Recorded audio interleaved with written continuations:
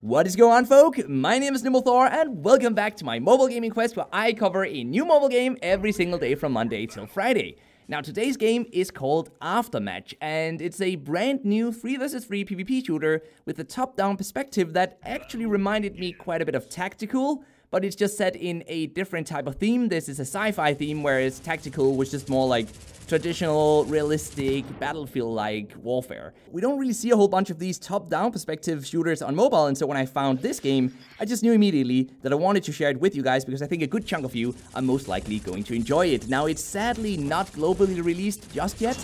It is soft-launched in a few countries, and I've left the download links both for Android and for iOS in the description box down below, so definitely go check that out, go see if it is available in your own country. But if it's not, fret not, it will eventually release. It's just soft-launched so far. And I've also left a few extra links in the description box down below that you can click if you can't download the game just yet. That will then allow you to pre-register for the game, and then you'll be notified when the game actually releases.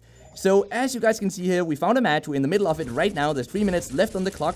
The opponent has 7 points. They have killed 7 of our players, and we only have 4 or 5. Well, we have 6 points right now. There was a bit of a comeback there from our side. So as you might have noticed already, if you've looked really carefully, these maps are actually really small. Look at this. We're running from one end to the other end in less than, I would say, 20 seconds or so. So they're very small. That means that the game is very action-packed. You very quickly get into where the action is really happening. It takes literally just seconds to run from the respawning zone to where combat is taking place. And I'm really liking that. It keeps the game fresh. It keeps it perfect for short play sessions on mobile. And with these short 3 to 4 minute matches, it would also be a shame if we have to spend all too long actually finding the enemy instead of just fighting it. That was very close. We barely survived. Oh, let's get out of here. Let's get out of here. We are playing as 1 out of 3 different classes, by the way. This class has a healing skill that we can use. That's our special ability. The other 2 have other abilities. One of them has an invisibility ability, which is really awesome. That allows you to sneak up on the opponent. And the other one can throw a shield, which is what you're seeing on the screen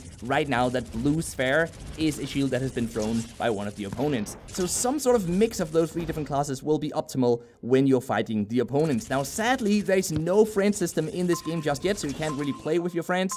You can't really coordinate who should go with which class. But the good news is that as soon as one match is over, you can simply change your class before the next one starts if you want to play with the new class and some new abilities. And would you look at that, we actually won this match. That is awesome. We got how many kills? We got 19 kills and 5 deaths, 11 assists, and a kill-death ratio of 6.0. I'm not usually that good at games though, so I am concerned that we may be fighting bots instead of actual other players, but then why even have the wait time in the beginning where the game is trying to match us with other players? My best guess is that the game actually does try to match us with other players, but then if there are no other players, we will be matched with bots instead. I think that's what's going on at least. So as you guys can see, we can open loot boxes, and those will give us some new items that we can equip. These boxes open instantly, by the way. We do not have to wait for them to open, thankfully. They open instantly whenever we have enough of the scrap parts that are required to actually open them up. And then we can go in here in the inventory and we can equip these new items that we got. And we have room for 2 different weapons with us into any battle. I'm using the flamethrower called S13 Inferno.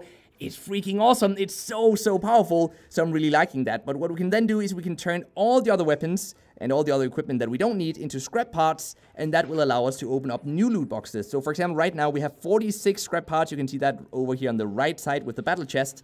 We have 46 scrap parts, and we need 75 to open the next box. So if we can somehow get 75 scrap parts, we can actually open that one immediately. We can get 3 for that one. How about we just turn all these other ones to scrap, and maybe we will be able to actually have enough to unlock a new chest. Let's just turn all of it into scrap. Ah man, we barely had enough. We have 66 scrap parts and we need 75 in total. So the only thing we can do now is to head into yet another match and then hope that we're gonna get enough scrap parts from winning this match so that we can unlock the next loot box and get some more items that we can use to upgrade our characters. So that's the core gameplay. That's it for now. The game is in early access, as I mentioned, so there is a lot missing from the game. Most notably, the friend system. We really need a friend system. I hope that the developers will add that very soon. But the good news is that because the game is in early access, there are no in-app purchases whatsoever. That's not always the case. We do sometimes see early access games that have in-app purchases. Actually, we see that quite often. But this one doesn't, and I'm thankful for that. It means that we can just enjoy the game for what it is right now.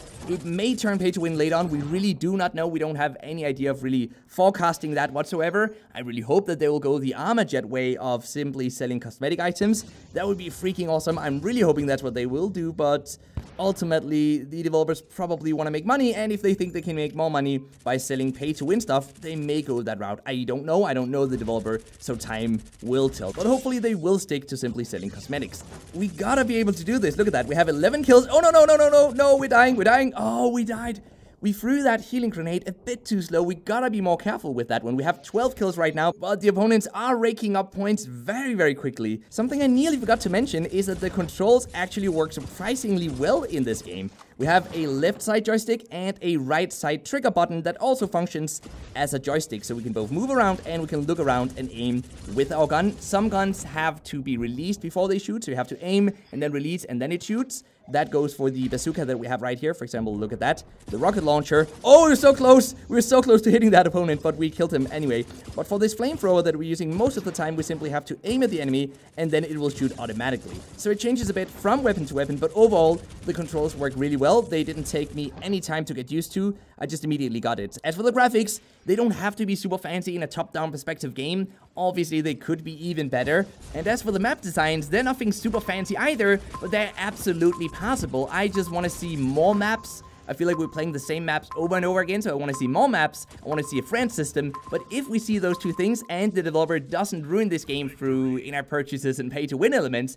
then I think this game actually seems very, very promising. I'm having a ton of fun with it so far. Really recommend you guys to check it out if you can already. Again, download links in the description box. And while you're down there already, why don't you leave a comment about what you think about this game? Do you like it? Don't you like it? Are you excited for it? Can you already play it? Can't you play it? Let's discuss all that good stuff in the comment section down below. And now it's time for the mobile gaming news of the day, which is that Snapchat may be gearing up to launch some sort of gaming platform. Yes, you heard that right. Snapchat gaming platform this or next month already. At least they're getting ready to talk more about it. Currently codenamed Project Cognac, apparently it'll turn Snapchat into some sort of gaming platform with its entirely own in-app store. So that means we'll see custom distribution of apps within this sort of ecosystem that they're trying to create.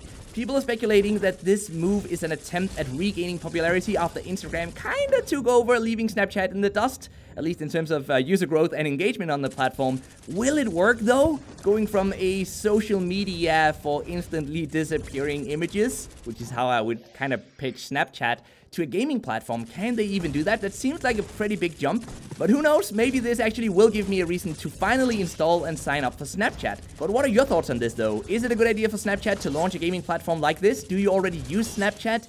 Did you used to use Snapchat but don't anymore? Let's discuss, ladies and gentlemen. Let's talk about all of that good stuff in the comment section down below. And until next time, just remember to keep gaming, stay awesome, and I'll see you guys around.